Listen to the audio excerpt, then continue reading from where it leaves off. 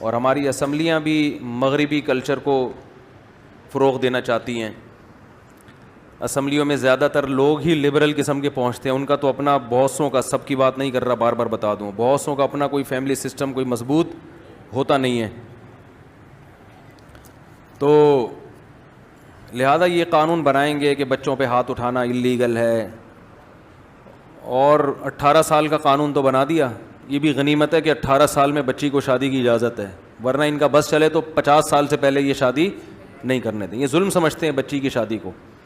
حالانکہ اسلام بالغ ہونے کے بعد بچی کی شادی کی نہ صرف اجازت بلکہ ترغیب دیتا ہے. 13 سال کی بچی بالغ ہو جاتی ہے, اسلام یہ کہتا ہے کہ اس کی شادی کر دو.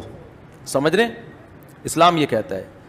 تو اسلام کے خلاف قوانین بن رہے ہیں ہماری اسمبلیوں میں, لیکن اسلامی نظریاتی کونسل بھی خاموش ہے, دینی تنظیمیں بھی خاموش ہیں, پبلک بھی خاموش ہے. جو ہو رہا ہے ہونے دو. اب 13 سال میں بعض دفعہ بچی قد کاٹ نکال لیتی ہے, وہ دیکھنے میں 18-20 سال کی لگ رہی ہوتی ہے. باپ کو یہ خطرات ہوتے ہیں کہ یہ اسکول میں بگڑ سکتی ہے, اس کا بوائے فرینڈ بن سکتا ہے, اس میں جو سیکشول ڈیزائرز ہیں وہ پیدا ہو چکی ہوتی ہیں. یہ ڈاکٹر کہتے ہیں, یہ مولوی نہیں کہتے, یہ ڈاکٹر کہتے ہیں کہ ان میں ڈیزائرز پیدا ہو چکی ہوتی ہیں.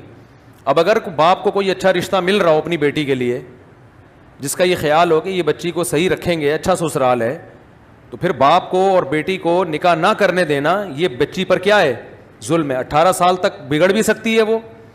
اس بات کا بھی امکان ہے کہ اچھا رشتہ ہاتھ سے نکل جائے. لیکن ان لبرل لوگوں کو اس سے کوئی غرض نہیں ہے. یہ کہتے ہیں کوئی بات نہیں, بوائے فرینڈ بنائے گی, کوئی مسئلہ نہیں ہے. کیونکہ یہ غیرت نہیں ہے تو پھر یہ باتیں سمجھ میں نہیں آتی. تو اسلام تو غیرت مند لوگوں کے لیے قوانین بتاتا ہے نا. تو اس لیے خوب اچھی طرح سمجھ لیں, اسلام میں 13 سال کی بچی کی شادی نہ صرف جائز بلکہ اس کی ترغیب ہے, بشرطے کہ اس کے جوڑ کا رشتہ مل جائے.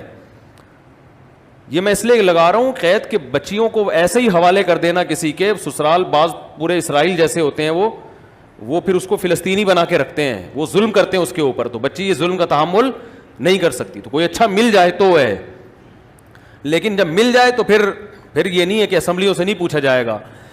اللہ نے ان کو ہمارے گھروں میں گھسنے کی اجازت نہیں دی ہے, سمجھ رہے ہو. اسمبلیوں کو اتنی اجازت نہیں دی ہمارے گھر میں گھس کے ہمارے لیے قانون سازی کریں. یہ تو باپ اور بیٹی کا معاملہ ہوتا ہے. باپ سمجھتا ہے کہ بیٹی جو ہے وہ کس عمر میں اس کی شادی ہونی چاہیے, کب نہیں ہونی چاہیے, باپ بیٹی کا معاملہ ہے. آپ کہہ سکتے ہیں ظالم باپ بھی تو ہوتے ہیں.